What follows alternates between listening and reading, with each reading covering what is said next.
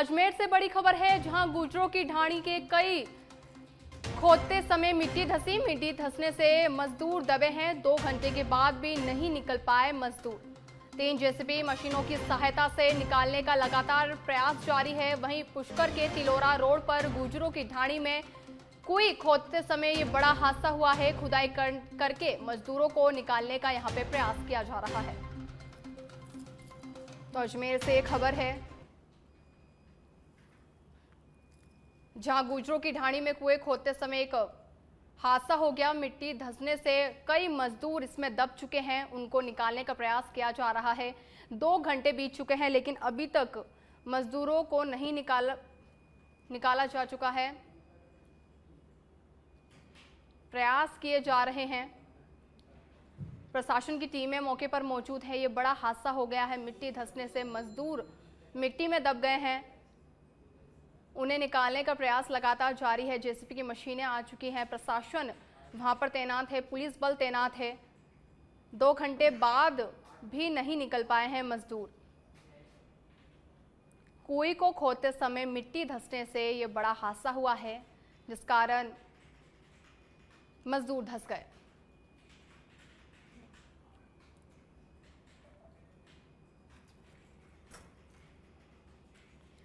वहीं भजनलाल शर्मा ने सीएमआर में जन सुनवाई की। सीएम भजनलाल शर्मा ने कहा कि राज्य सरकार की संवेदनशीलता के साथ सेवा को अपना मूल मंत्र बनाते हुए आमजन की समस्याओं का त्वरित समाधान सुनिश्चित कर रही है। सीएम सोमवार को मुख्यमंत्री निवास पर नियमित जन सुनवाई कर रहे थे। उन्होंने आमजन की परिवेदनाओं को आत्मीयता के साथ सुना तथा अधिकारियों को उनके संतोषपूर्ण निस्तारण के निर्देश भी दिए हैं। उन्होंने ये कहा है कि अधिकारी सुराज के संकल्पों को साकार करने की दिशा में आमजन की बुनियादी सुविधाएं नियमित और निर्बाध रूप से उपलब्ध कराएं।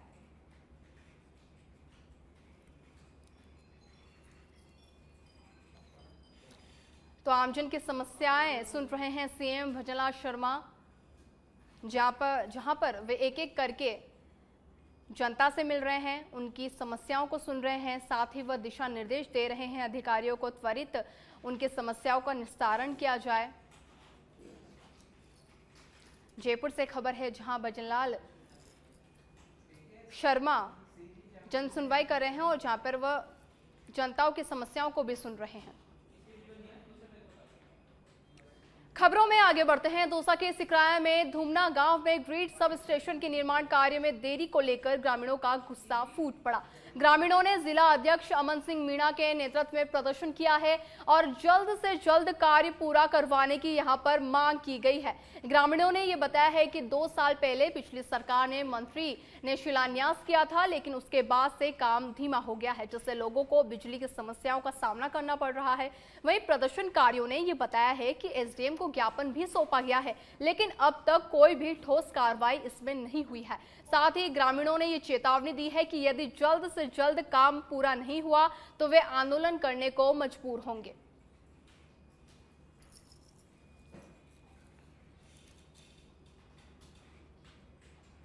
पुष्कर तीर्थ सरोवर में बीती कई दिनों से मछलियां मरने का सिलसिला जारी है, जिससे पुष्कर सरोवर पर सावन सोमवार पर कांवड़ लेने आए श्रद्धालुओं और स्थानीय लोगों में दुर्दशा पर गहरी नाराजगी दिखी है। ब्रह्म सरोवर के कई घाटों पर मृत मछलियों को आवारा कुत्ते और कोए पक्ष नोच रहे हैं। वहीं सरोवर के छोटी पुलिया, सप्तऋषि घाट, नरसिंह घाट क्षेत्र में ज्यादा मछलियां सरोवर में तैरती नजर आई। वहीं पुष्कर नगर परिषद के सफाई निरीक्षक लोकेंद्र सिंह लगातार सफाई कर्मियों की टीमों से लगातार मृत मछलियों को सरोवर से बाहर निकाल रहे हैं। पुष्कर में गत 2 दिनों से लगातार बारिश हो रही है और सरोवर में पानी की आवक भी हुई है। इसके बावजूद पुष्कर सरोवर की मछलियों का मरने का सिलसिला नहीं रुक रहा है। वहीं सरकार और प्रशासन को पुष्कर सरोवर में लगातार मर रही मछलियों को बचाने के लिए बड़ी पहल करनी जरूरी है।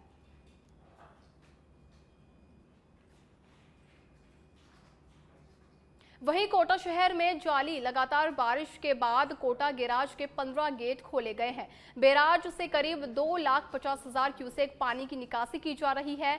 वहीं कोटा बैराज के टोटल 19 गेट हैं, जिसमें से 4 बंद है, बाकी 15 गेट खोले गए हैं, जिससे चंबल नदी का जलस्तर तेजी से बढ़ रहा है और निचले इलाकों में बाढ़ का खतरा मंडराने लगा है। प्रशासन ने निचले क्षेत्रों को हाई अलर्ट पर रखा है और आपदा प्रबंधन टीमें सतर्क मोड पर है। कोटा बैराज की जल धारणा क्षमता 854 फीट है, जबकि सोमवार सुबह तक इसका जल स्तर 853.10 फीट तक पहुंच चुका है। प्रशासन ने आमजन से ये अपील की है कि वे नदियां, नालों और डूब क्षेत्र के पास न जाएं और सुरक्षा निर्देशों का पालन करें। वहीं एसडीआरएफ और सिविल डिफेंस टीमें भी मौके पर मुस्तैद हैं।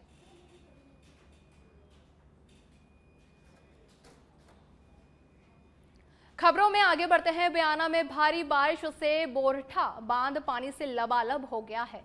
जेएन सतीश गुजर ने बताया कि बांध का गेज 28 फीट को पार कर गया है, जबकि बांध की कुल भराव क्षमता 29 फीट है। ऐसे में जल संसाधन विभाग ने बांध के 3 गेट और 4-4 फीट खोलकर पानी की निकासी शुरू कर दी है और अलर्ट जारी कर लोगों से बहाव क्षेत्र से दूर रहने की अपील की है। जल संसाधन विभाग के एएन दशरथ सिंह ने बताया है कि कचमेट एरिया में अच्छी बारिश के बाद बांध में पानी की आवक लगातार जारी है। कल रात से सुबह 8 बजे तक बयाना में 62 mm की समथिंग बरसात हुई है और बारेठा में 30 mm बरसात हुई है, जिससे बारेठा बंदर में काफ़ी पानी आया है और उसको 3 गेटों को खोलकर पानी की निकासी की जा रही है। कल रात से सुबह 8 बजे तक बयाना में 62 mm राजसमंद में खमनोर क्षेत्र के मंजिद गांव में भारी बारिश होने के कारण घर के बाहर खड़ी 2 कारें पानी में बह गई। गांव के उप सरपंच पंकज सोनी ने जानकारी दी है कि सड़क पर 4 से 5 फीट पानी बहने लगा है, जिससे दुकानें और बैंक में भी पानी भर गया है और घरों के बाहर पानी होने की वजह से लोग घर में बैठे हुए हैं, बारिश रुकने का इंतजार कर रहे हैं।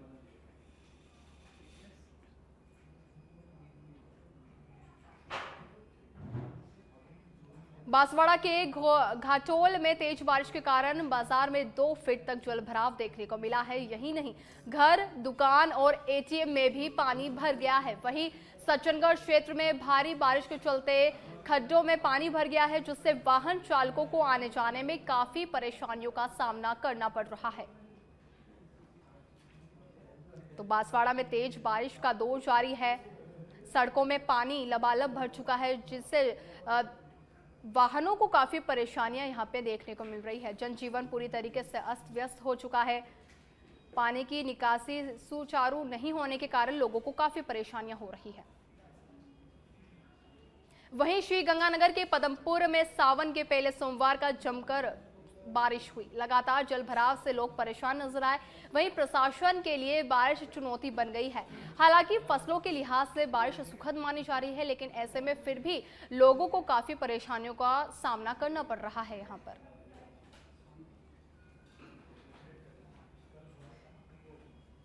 भीलवाड़ा के बिजोलिया में लगातार मूसलाधार बारिश के चलते नगर में अब तक करीब 46 मिमी वर्षा दर्ज की गई है। तेज बारिश से कई मोहल्लों और सड़कों पर पानी भर गया है, जिससे जनजीवन पूरी तरीके से अस्त व्यस्त हो गया है। चारों ओर की नदियों के उफान पर आने से बिजोलिया का अन्य गांवों से संपर्क टूट गया है और कई मार्गों पर आवागमन पूरी तरीके से बंद हो गया है। वहीं प्रशासन ने निचले इलाकों में सतर्कता बरतने और जलधाराओं से दूर रहने की अपील की है। मौसम विभाग ने अगले 24 घंटे में और भी बारिश होने की संभावना जताई है।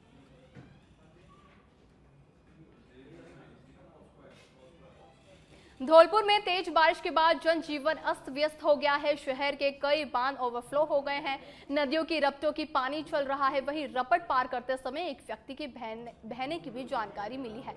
शहर की कई कॉलोनियां जलमग्न हो गई है, जिससे लोगों को काफी परेशानियों का सामना करना पड़ रहा है।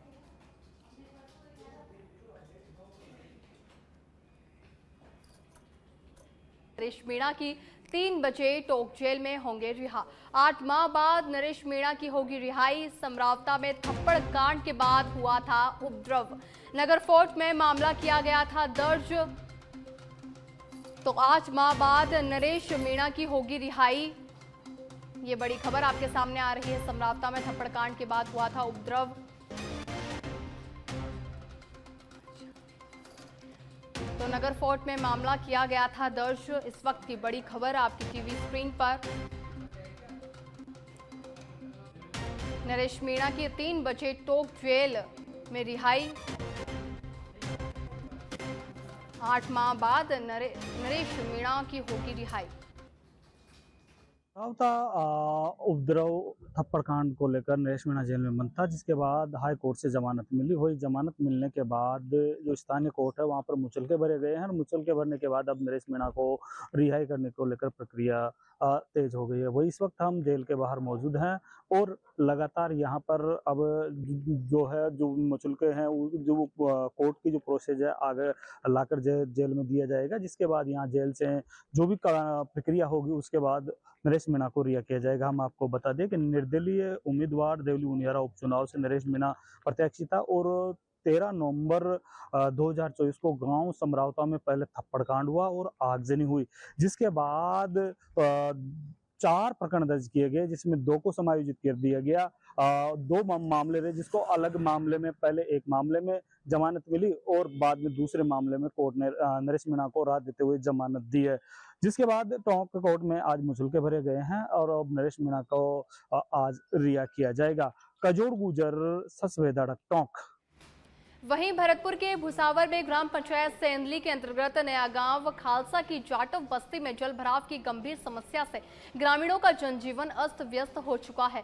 लगातार कई वर्षों से हो रही इस परेशानी के समाधान की दिशा में प्रशासन की अनदेखी से आमजनों में भारी रोष है। वहीं ग्रामीणों ने बताया है कि बस्ती में जल निकासी की कोई व्यवस्था नहीं होने के कारण बारिश के पानी के साथ गंदा पानी जमा हो जाता है, जिससे जहरीले कीड़े मकोड़े और मच्छरों का प्रकोप बढ़ गया है। वहीं पंचायत समिति भुसावर के विकास अधिकारी गिराज प्रसाद से बात की गई तो उन्होंने समस्या से अनभिज्ञता जताई है और कहा है कि मामला अभी उनके संज्ञान में आया है। जल्द ही मौके की जानकारी लेकर समाधान के प्रयास किए जाएंगे।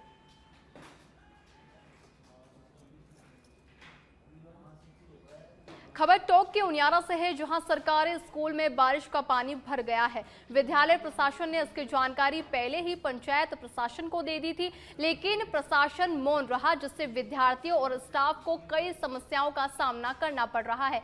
लेकिन फिर भी प्रशासन सुरक्षा को लेकर गंभीर नजर नहीं आ रहा है।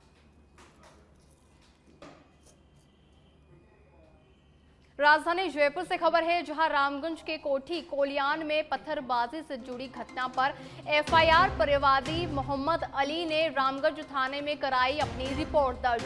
परिवादी के साथ मारपीट करके वाहनों को पत्थर मारकर नुकसान पहुंचाने के संबंध में प्रकरण दर्ज किया गया।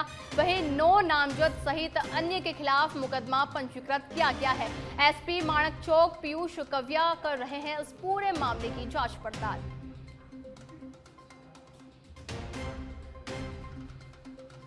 दोनों नामजद सहित अन्य के खिलाफ मुकदमा दर्ज किया गया है।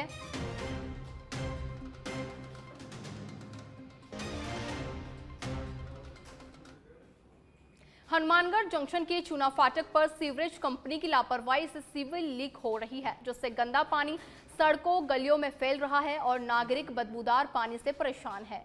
निवर्तमान पार्षद सुरेश धमीजा ने कहा है कि ये हर रोज की स्थिति है और नागरिकों को गंदे और बदबूदार पानी में रहना पड़ रहा है और सीवरेज निर्माण कंपनी कोई कार्रवाई नहीं कर रही है। पूर्व पार्षद ने कहा है कि अगर सीवरेज ठेकेदार पर कार्रवाई नहीं हुई और बदबूदार पानी का कोई हल नहीं निकाला तो नागरिक 4 पहिया लेकर सड़क पर बैठेंगे और जाम लगाएंगे। हमारे सीवरेज की प्रॉब्लम जो 1.25 साल से चल रही है लगातार और कोई परमानेंट समाधान नहीं है। हालांकि हम एडीएम साहब से डेली बात करते हैं, डेली वो टीमें भी भेज रहे हैं, परंतु किसी को नॉलेज ही नहीं है, क्योंकि इस समय कोई ना तो ठेकेदार है, जो लोग हैं वो आते हैं गाड़ी लेकर के, वो बेचारे अपनी तरफ से पूरी कोशिश करते हैं, कोई बड़ा अधिकारी मौके पे पहुंचता नहीं है। हमें तो लगता है जैसे हम लोग बांग्लादेश में रह रहे हो। आप देखो ये 8 या 9 चैम्बर होंगे सेक्टर में और ये सारे फुल रहते हैं। जब भी बात आती है भी आगे ब्लॉकेज, अरे ब्लॉकेज आगे है तो ये 8 चैम्बर क्यों फुल रहते हैं। वहीं कोटा शहर के ओम एनक्लेव सोसाइटी में विवाद का मामला सामने आया है, जिसमें सोसाइटी की एक महिला निवासी के साथ पड़ोसियों ने मारपीट, गाली गलौज और धमकाने जैसी हरकतें की है। वही घटना उस समय हुई जब एक अन्य महिला सोसाइटी में घूम रही थी। उस दौरान विवाद बढ़ा और महिला के पिता को भी पीटा गया है। शिकायतकर्ता ने बताया है कि कुछ बाहरी व्यक्ति भी मौके पर बुला लिए गए थे, जिन्होंने मिलकर गाली गलौज और धमकी दी। वहीं पीड़ित पक्ष ने पुलिस अधीक्षक को ज्ञापन सौंपकर आरोपियों के खिलाफ सख्त कार्रवाई की यहाँ पर मांग की है।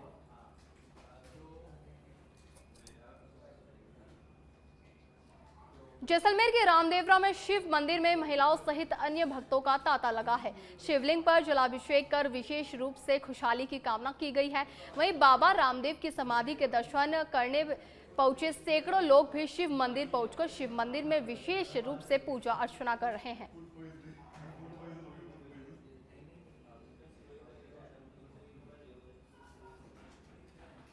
बारां जिले के शाहबाद उपखंड मुख्यालय के पीड़ाशील महादेव मंदिर पर श्रद्धालुओं की भारी भीड़ नजर आई है। बता दें कि यहां भगवान शिव की 4 से 5 फीट की शिवलिंग बताई जाती है। वह स्थानीय लोगों के लिए एक पर्यटन स्थल भी बन चुका है। नेशनल हाईवे 27 से करीब 500 मीटर की दूरी पर जंगल में स्थित है ये अद्भुत मंदिर।